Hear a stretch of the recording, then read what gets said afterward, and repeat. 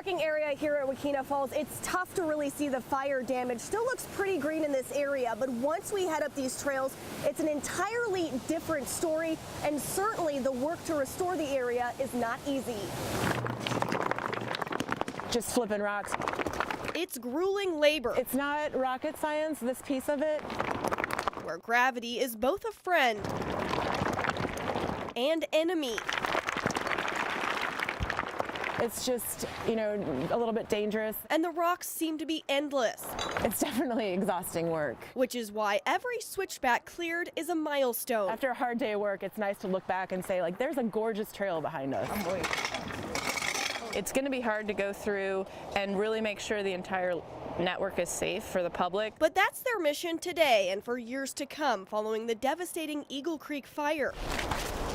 A team of 5 Forest Service firefighters hit Wakena Falls Trail Thursday morning, offering a small glimpse of the work that dozens of staff and volunteers are tackling along miles of burned out trails that remain closed in the Columbia River Gorge. East of the town of Cascade Locks, we're hoping to open by summer, and Multnomah Falls area and to the west, we're hoping to open by the end of the year.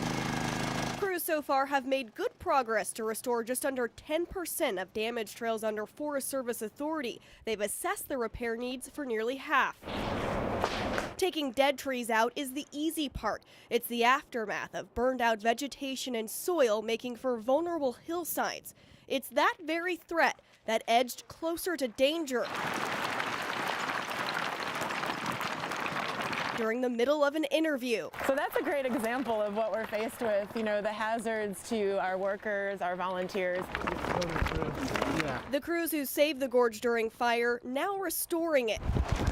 And the tough job crucial to reopening one of Oregon's crown jewels. It's exhausting, but I think we're all really passionate about it and, you know, just as excited as anyone else to get the trails back open too.